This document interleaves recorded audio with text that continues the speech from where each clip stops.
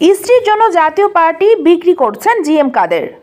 জাতীয় পার্টির নেতা জিএম কাদের স্ত্রীর জন্য দলকে বিক্রি করে দিয়েছেন বলে মন্তব্য করেছেন বিএনপির সিনিয়র যুগ্ম মহাসচিব রুহুল কবির রিজভী। সোমবার নয়াপল্টনে বিএনপির কেন্দ্রীয় কার্যালয়ের নিচে দলের চেয়ারপারসন খালেদা জিয়ার সুস্থতা কামনায় দোয়া ও মিলাদ মাহফিলে তিনি মন্তব্য করেন। জাতীয়তাবাদী মহিলা দলের এই আয়োজনে রিজভী বলেন, ক্ষমতাসীনদের রাজনৈতিক প্রতিহিংসার কারণে খালেদা জিয়া গৃহবন্দী। সরকারের পথের কাঁটা বলেই তাকে রাজনীতি থেকে দূরে রাখা হয়েছে।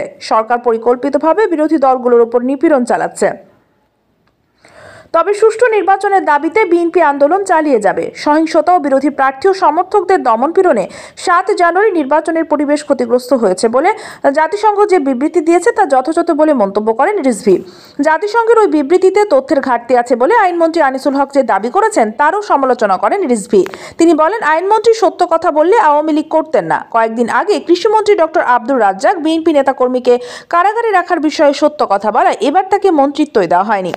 রিজভী আরো বলেন, 2-1 সুবিধাবাদী সবসময় থাকেন। শাহজাহান ওমর ক্ষমতাসীনদের শর্ত মেনে নিয়েছিলেন বলে তিনি জেল থেকে বেরিয়ে একতরফা নির্বাচনে এমপি হলেন। তাহলে কোথায় তাদের ন্যায় বিচার? মহিলা দলের সভাপতি আফরোজা আব্বাসের সভাপতিত্বে ও সহ সভাপতি নাজমুন নাহার বেবির পরিচালনায় সংগঠনের কেন্দ্রীয় নেতারা এ সময় বক্তব্য দেন।